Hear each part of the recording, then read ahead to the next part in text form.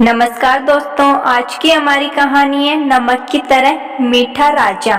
इससे पहले आप हमारे चैनल पर नए हैं या आपने अभी तक हमारे चैनल को सब्सक्राइब नहीं किया है तो चैनल को सब्सक्राइब जरूर कीजिएगा। बहुत पुराने समय की बात है।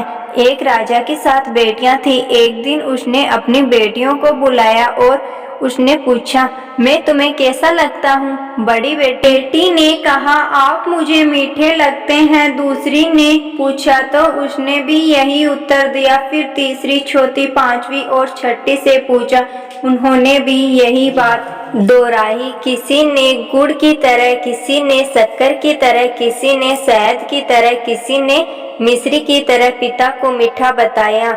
जब सातवीं बेटी से पिता ने पूछा तो उसने कहा, पिताजी आप मुझे नमक की तरह मीठे लगते हो। यह सुनकर राजा को क्रोध आ गया और सातवीं बेटी से बोला, तुमने मुझे ऐसा क्यों कहा? लड़की बोली, पिताजी मैंने जो महसूस किया है वैसे ही कहा है। छोटी लड़की के मुख से ऐसा सुनकर राजा क्रोधित हो उठा। उसने अपने सेवकों को दरबार में बुलाया और आदेश दिया कि नगर के किसी खोटी आदमी को उठा लाओ। सेवकों ने पूछा, महाराज आप ऐसा क्यों कर रहे हैं? राजा ने कहा, मुझे अपनी छोटी लड़की की शादी उससे करनी है। राजा की बात सुनकर सब लोग चिंता में डूब गए। सभी मंत्रीगणों ने राजा को ऐसा अन्याय न करने की सलाह दी, लेकिन राजा ने उसकी एक न सुनी।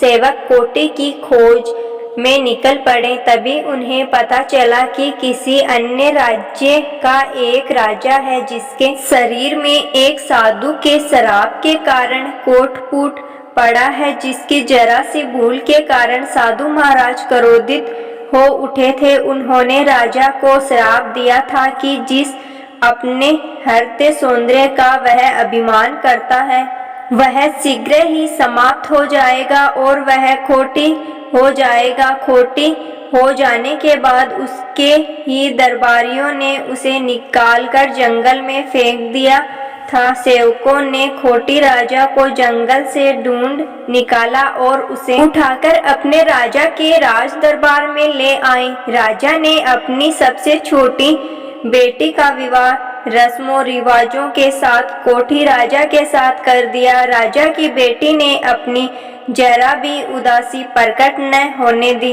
राजकुमारी राजमहल के वैभवपूर्ण जीवन को छोड़कर अपने पति को लेकर महल से बाहर निकल गई। भीख मांगकर उसने कोठियों को बिठाने वाला एक ठेला खरीदने के लिए पैसे जोड़ लिए। वह रोज उस ठेले में अपने पति को बिठाकर भीख मांगने जाया करती। एक दिन अपने खोटी पति का कहा मानकर रानी उसे सरोवर के पास ठेले में बैठा कर भीख मांगने चल गई। खोटी राजा ने देखा कि सरोवर में कुछ कौवे डुबकी लगा रहे हैं और हंस बनकर सरोवर से बाहर निकल रहे हैं। यह दृश्य देखकर वह हैरान हुआ। अचानक उसके दिमाग में एक विचार कूदा और वह सोचने लगा, क्यों न मैं भी सरोवर में डुबकी लगाऊं। यदि कौवा हंस बनकर बाहर निकल सकता है तो मैं भी शायद पहले जैसा सुंदर नौजवान राजा बन जाऊं। फिर उसने सोचा कि यदि मैं सुंदर नौजवान युवक बनकर निकलूंगा तो मेरी पत्नी मुझे पहचानेगी नहीं। यह सोचकर उसने एक उंगली को पानी से बाहर रखकर डुबकी लगाने का फैसला किया ताकि उसकी पत्नी उसे पहचान सके। इतना सोचकर वह पानी में कूद पड़ा।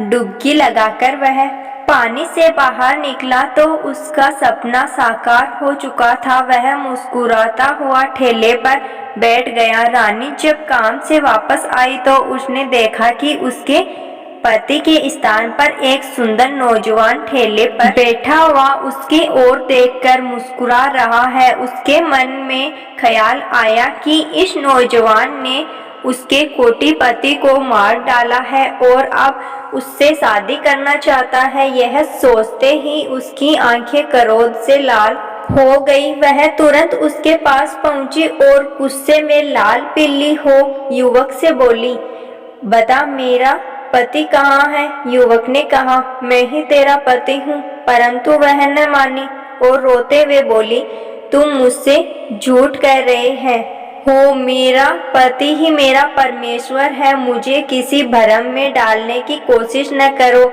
मेरा पति मुझे लौटा दो। नौजवान युवक यह सब देखकर अपनी पत्नी के सच्चे प्रेम की मन ही मन सराहना करने लगा। उसने अपना हाथ जो अब तक पीछे छुपा रखा था सामने किया और अपनी वह अंगुली दिखाई जिसमें कोट का निशान अभी भी बाकी था। वह अपने पति को पहचान गई। इस चमत्कार को देखकर रानी के आश्चर्य तथा खुशी का ठिकाना न रहा।